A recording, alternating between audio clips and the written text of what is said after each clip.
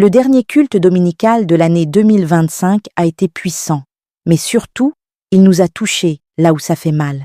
Ce n'était pas un message pour plaire, ce n'était pas un message pour encourager la chair, c'était une parole de vérité, une parole qui confronte, une parole qui réveille les consciences. À travers la prophétie de Maman Apôtre, puis l'enseignement profond de l'apôtre Apollinaire Mavungu, Dieu nous a rappelé une chose essentielle.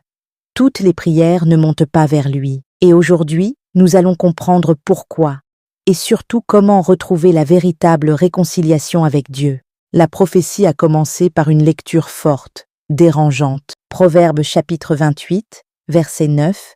Celui qui détourne l'oreille pour ne pas écouter la loi, sa prière même est une abomination. Ce verset nous révèle une vérité choquante. On peut prier, on peut jeûner, on peut aller à l'église, mais rester désagréable à Dieu. Dieu nous fait comprendre que lorsque nous refusons sa loi, nos prières perdent leur valeur spirituelle. Puis, à travers Proverbe 28, verset 14, Dieu nous rappelle que la crainte de l'Éternel est la clé du renouvellement de l'intelligence. Celui qui marche dans la crainte de Dieu s'éloigne du péché. Celui qui méprise cette crainte s'expose à la chute. Maman Apôtre nous a exhortés à nous garder nous-mêmes, à pratiquer la parole, à demeurer fidèles dans la lecture de la Bible, dans l'exhortation et dans une vie chrétienne disciplinée. Comme nous le rappelle 1 Timothée chapitre 4, nous devons veiller sur notre conduite et notre doctrine. Et elle a conclu par une vérité puissante. Le seul moyen pour qu'un chrétien soit encore écouté par Dieu, c'est la réconciliation moi-même, avec lui. personnellement, j'ai beaucoup béni l'enseignement sur la réconciliation. Ce sont des choses qui nous échappent. Soyons réconciliés avec Dieu. Nous ne sommes pas réconciliés avec Dieu. Et l'Esprit Saint, le jour-là, pouvait rentrer dans les détails en disant que on s'est éloigné de Dieu à cause des plaintes. Seigneur, pourquoi tu avais permis? Pourquoi tu as fait cela? Pourquoi? Quand on fait cela, on s'éloigne de Dieu. Laisse d'abord les êtres humains. Amen. Donc, toutes les prières que tu as faites en 2025, désolé de t'apprendre ce matin que ce sont des prières abominables parce que tu t'es détourné, tu as détourné ton oreille pour ne pas écouter la loi de Dieu. C'est pas difficile. Lorsque tu détournes ton oreille, tes prières sont abominables. Ça pouvait m'interpeller vraiment ce matin. Donc toi, tu peux te rattraper. Tu connais les versets bibliques que tu n'aimes pas. Tu connais les versets bibliques, tu as dit que ça là, je ne peux pas. Amen. Tu connais dans ton cœur là où tu es tombé. Pour ne plus que tes prières soient des prières abominables, alors ce matin, réconcilie-toi avec le Seigneur. Vous voyez que l'enseignement sur la réconciliation ne fait que tourner, ça revient, ça part, ça revient parce que beaucoup ne sont pas réconciliés avec Dieu. Bénir un cœur, c'est le verset 14. Heureux l'homme qui est continuellement dans la crainte. Mais celui qui endurcit son cœur tombe dans le malheur. Je vais aller dire à Jésus, Jésus, j'étais maman apôtre. Tu sais, les mamans apôtres restent assises, croisées les pieds, en train d'influencer les autres mamans. Jésus a dit, je ne te connais pas, c'est pas ce que je t'ai demandé de faire. Cette parole-là, c'est pour tout le monde. C'est pas réservé qu'aux brebis, comme ça, parce que dans d'autres églises, vous connaissez, les mamans apôtres, que les regards, tu fuis, hein. Mais pour faire quoi? C'est pour aller en enfer avec les regards, non. Je suis venu comme brebis parce que Dieu savait, j'ai besoin du ciel. Alléluia. Donc, embarquons-nous en 2026 avec les enseignements. Veille sur toi-même et sur l'enseignement. Quel enseignement que tu as reçu? Veille sur ça. Pratique ça. On t'a pas dit, oh, faut aller prendre la corde chez les nganga. Ça ne fait rien, oh. Ça ne fait rien. Beaucoup de gens qui ont eu des cordes là, même je crois qu'à la mort, on les dépose beaucoup avec des cordes. C'est même les gens de la mort qui coupent les cordes en question pour jeter. Pourquoi la corde ne t'a pas protégé? La meilleure protection, c'est Jésus. Alléluia. Mais alors, comment se réconcilier avec Dieu? l'apôtre nous a révélé que la véritable réconciliation se fait en 2 étapes. Première étape, se réconcilier avec Dieu. Cela passe par la repentance. Se repentir, ce n'est pas seulement demander pardon, c'est changer de direction, c'est abandonner le péché, c'est renoncer à sa propre volonté. Deuxième étape, se réconcilier avec son prochain. Comme le dit Matthieu chapitre 5, versets 23 à 26, « Si tu présentes ton offrande et que tu te souviens que ton frère a quelque chose contre toi, Dieu refuse une offrande venant d'un cœur rempli de haine, de rancune ou d'orgueil. » L'apôtre nous a alors fait comprendre une vérité profonde. On ne peut pas aimer Dieu qu'on ne voit pas si l'on méprise son frère qu'on voit. Aujourd'hui, beaucoup de chrétiens vivent dans la désobéissance. Ils murmurent contre l'homme de Dieu. Ils refusent la correction. Ils préfèrent écouter leurs désirs plutôt que la parole. Certains vont même jusqu'à servir d'autres divinités, comme au temps de Tammuz. Comme dans Juges chapitre 16, beaucoup aiment leur propre destruction, exactement comme Samson, qui a choisi la mort spirituelle au lieu de l'obéissance. Des abominations. Dis, regarde, ce qu'ils font les enfants frères. Oh, c'est un peuple saint, un peuple béni. Regarde toi-même. Ézéchiel troublé dit, mais c'est pas possible. Donc dans le cœur du frère là, l'ancien tel.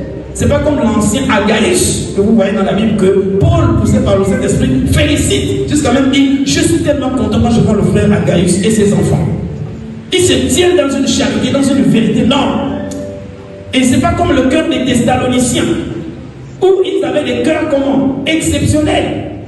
Où la foi, la charité des Thessaloniciens pouvait affecter les autres églises. C'est pas la charité de l'Ambaréné ou bien de Tibanga ou de Mayumba. Ce sont des faux exploits. Quelles des abominations? Tromper Dieu, donner des sommes dérisoires, s'entendre de commun accord. C'est ça les abominations des enfants d'Israël. En France, on fait des calculs. Tellement qu'on est vraiment là-bas sur le capitalisme. Donc 1 centime, il faut rattraper. Voilà les abominations que commettent les enfants d'Israël. Ce ne sont pas des exploits, ce sont des faux exploits. À toutes les unités. Nous avons fait une fois à toutes les unités, on a vu quoi? Abomination. Sorcellerie. Confrérie. Ça c'est quoi?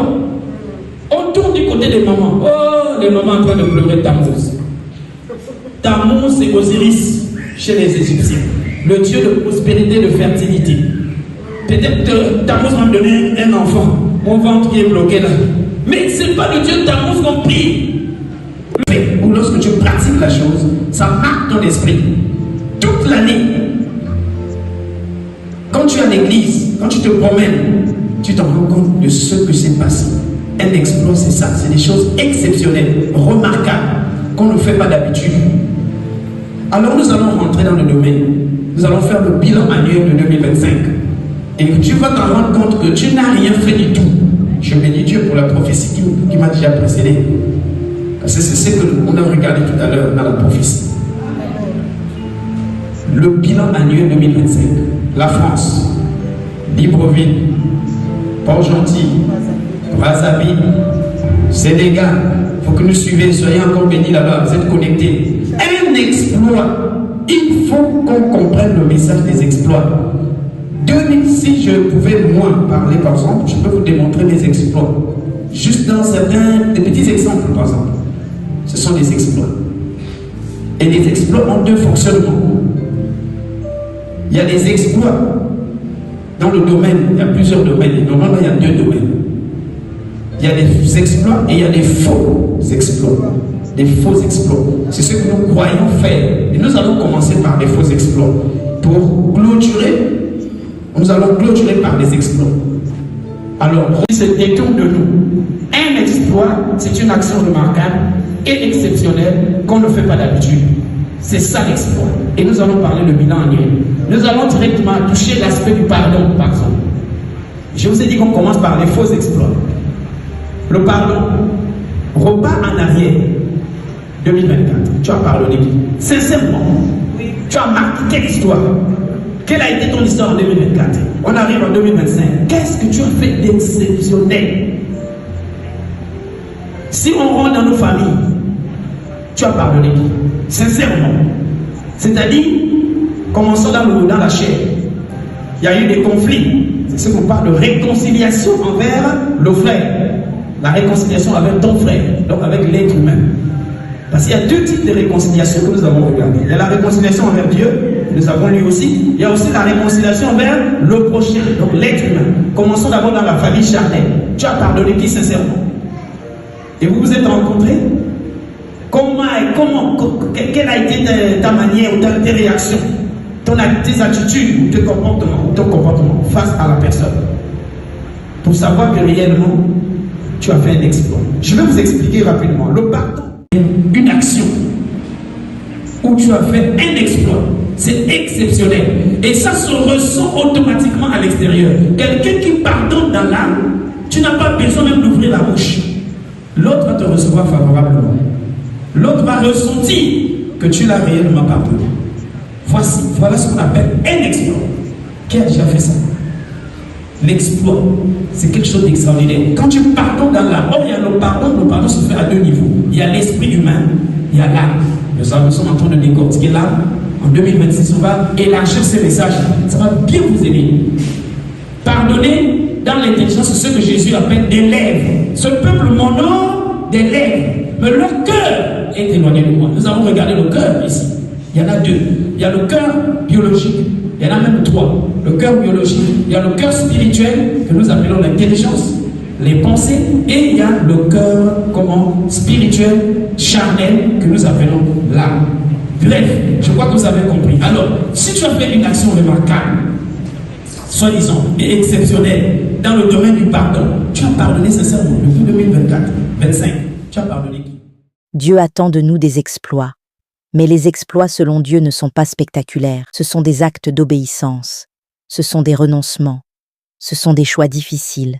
Faire des exploits pour Dieu, c'est pratiquer la parole que l'on évite, celle qui nous dérange, celle qui nous humilie, celle qui nous corrige. Comme le rappelle 1 Corinthiens chapitre 9 verset 16, nous devons vivre l'évangile que nous prêchons.